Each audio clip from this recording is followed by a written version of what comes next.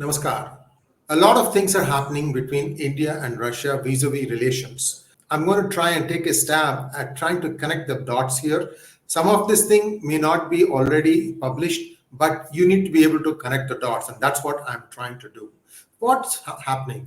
Russia's vulnerabilities are now coming to the fore because of its conflict with Ukraine.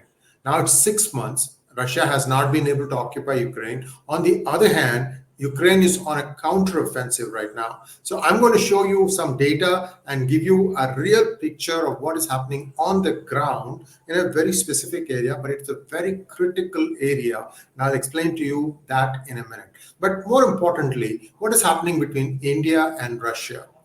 India realizes now that Russia may not be able to supply it with the high-tech weaponry that it had already ordered for.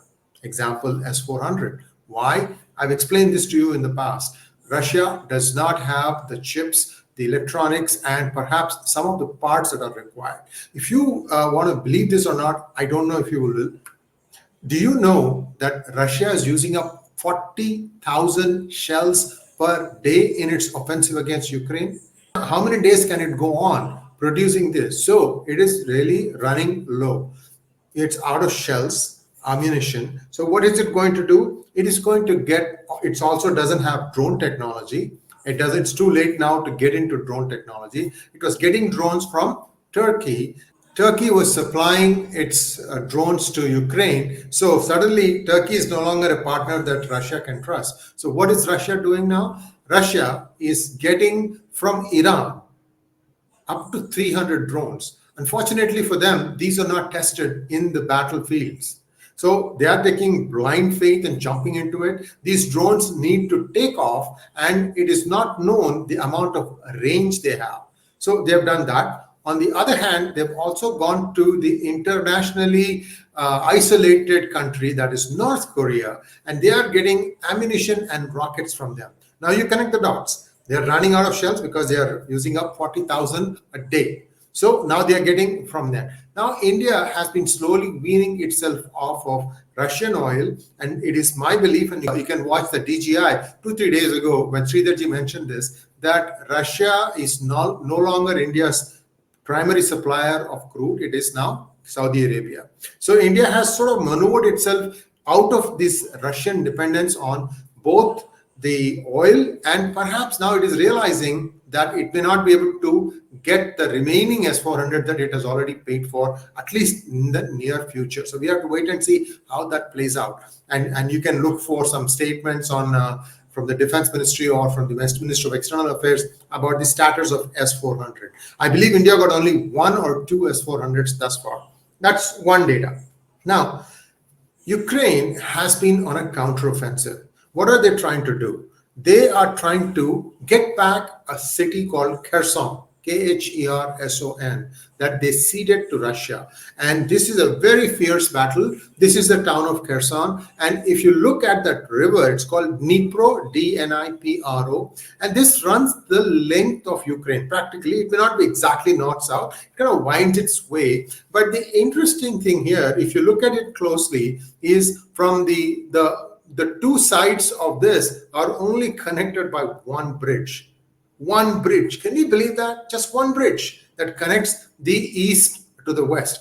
To the east is Russia, to the west is Ukraine. Now, Russia has occupied a lot of areas in this particular map of Ukraine, in this geographical area. Now, in order for Russia to supplant these troops with supplies or more ammunition and so on and so forth, they need this bridge. Guess what Ukraine is concentrating on?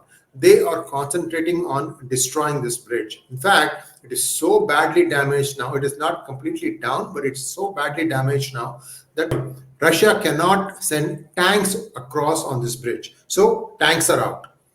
Even heavy armored trucks carrying ammunition, it's too heavy for it. So what are they doing? They are manually unloading it across on the one side and then walking one shell at a time, going to the other side and then putting it on another truck and then going over. Imagine how much of a pain this is. And it's a matter of time before these people will be cherry-picked by Ukraine. So that is the situation. more critically, once this bridge goes down, what happens to the Russian troops that are in Ukraine? They will be sitting ducks. They'll have to manually retreat. And then they'll have to come to the banks of this river and hope that somehow Russia can pick them up and take them to safety. We don't know if that's going to happen, but it might happen in the very near future. If that happens, Russia's goose is truly cooked, because there would be basically an abandonment of troops running away from the battlefield. That's what at least the West wants, because Russia on the other side is turning the screws by stopping all gas supply to the West, to the Western Europe. And Europe is going through a huge inflationary problem as the price of essential commodities is shooting up, because Russia is really tightening the screws. So this is where the cliffhanger is. Which one is going to happen first, we'll have to wait and see. Also, on the same map in Dnipro, if you go up a little bit, there's one canal there that sort of supplies the water downstream all the way up to Crimea. And now that canal is like a sluice gate, that is like a dam that you can turn the gate on or off. And Ukraine has been eyeing to try and capture that, or at least to stop the water from flowing in downstream. If that happens, Crimea is toast. They will not have any water, drinking water. It's a very strange piece of land in the sense that it is arid and it requires water from the Dnipro River, and there's only one canal. So there are a lot of vulnerabilities for Russia, and we don't know what is going to happen next. But you can be sure that countries like India are getting more than a little concerned that Russia might be in a very bad shape. And you can see that 8 top industrialists have been disappeared in Russia with no explanation.